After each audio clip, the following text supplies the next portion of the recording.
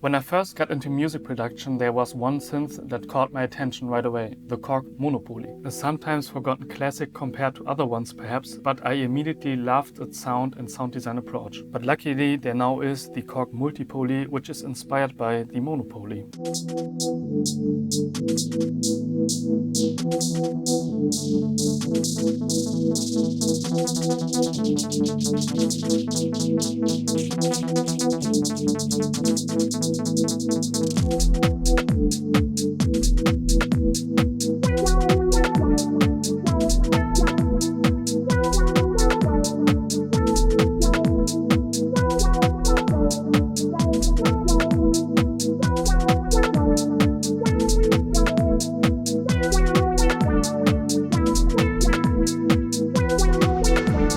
What's up everyone, Jonas here for Thomann Synthesizers, and in today's video we will dive into one of my favorite synthesizers, but the inspired version. So I'm talking about the Korg Multi. The aim of this video is to create a track with all the necessary stems coming from the Korg Multi, so I'm speaking about the pad, bass and the lead sound except the drums.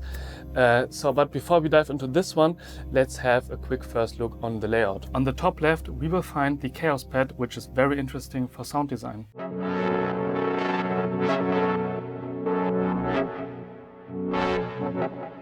The Korg Multi has 4 oscillator slots to assign classic and digital waveforms. In terms of filter, there are 2 filter slots. You can assign a MS-20 or Monopoly filter and much more. On the right side is the LFO and effect section, where it's possible to choose from plenty different effects on 4 slots. Alright, let's start to create a track together. Let's start with a pad sound, because I think this is the most easy way to create a track around. We go into the initial default preset. So it's basically just a saw wave. And as we are in the first layer, we can use 4 oscillators. But I want to switch the saw wave maybe to a detuned saw wave. The second oscillator is now disabled, so we have to press twice. And then I want to switch this one to a detuned saw 2. And now the third oscillator, maybe let's take something digital. Nah, this is too digital. So let's stick to the boiling. Right now it's pretty plain, but of course we have a lot of possibilities to enhance its characters. So let's start with the portamento. Moreover, we have the possibility to work on the pitch envelope, but also the pitch drift, which is simulating a kind of vintage synthesizer behavior. We have different type of filters, and overall we have 2 filters we can connect. The first filter right now is set to the Monopoly filter, but also we can use the MS-20 low pass or MS-20 high pass filter, the mini filter or the SE filter to check the difference. And what I really like doing is a key track on the filter, so the higher the note is, the more open the cutoff will be.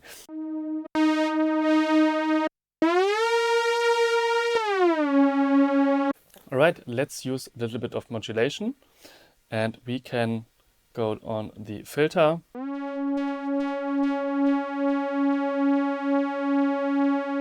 So right now it's a little bit more waving, let's say.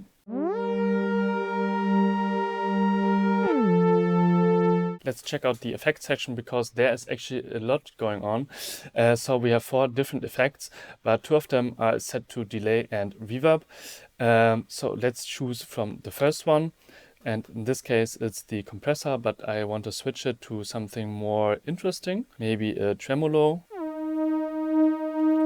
Yeah, I think this is pretty nice. And the second one, maybe let's use a chorus. But in this case, maybe like a vintage chorus, because there are a lot of types of different effects.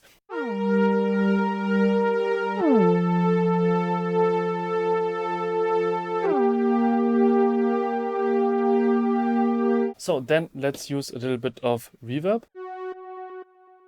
Let's check our result.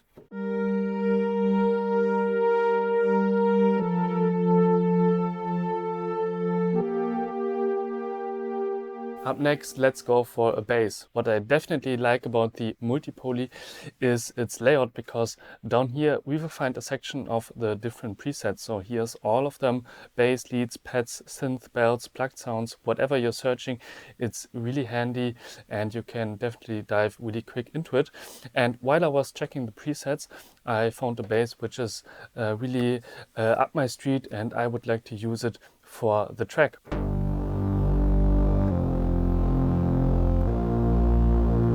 So I think it has a lot of grit to it, a lot of sub, and the right thing I'm searching for.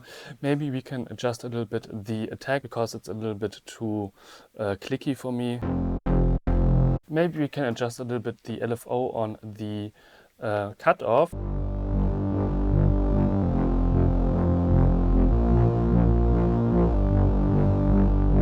And what I really like is that we have two different filters. So the LFO modulation is right now assigned to the first filter, and the second layer for the filter B is without modulation, which is giving a really nice character and nice little detail. And last but not least, of course, a suitable lead sound. While I was searching and creating a lead sound for the track, I discovered a preset which I really liked, because it's kind of plucky but also mellow, and I think it just fits the right space for the track. And the sound is this one.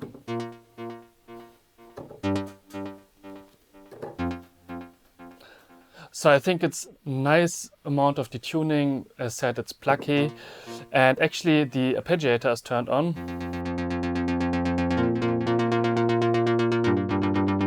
And while I was playing around with it, I really like the overlapping notes. So when you press more than one note, this one is going to happen, which is very, very interesting in my opinion when something like this is happening, because they are not synced. So they have, I don't know, a lot of character while it's running, and it's depending on when you press it, that the arpeggiators are working against each other, let's say, and not with each other. So this is a complete difference to something like this, or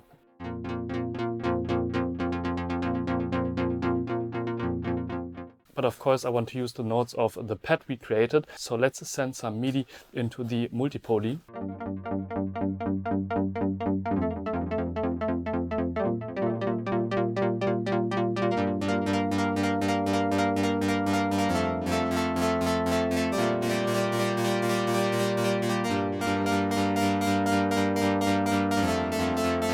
Alright, time to put everything together, so let's check out the final track.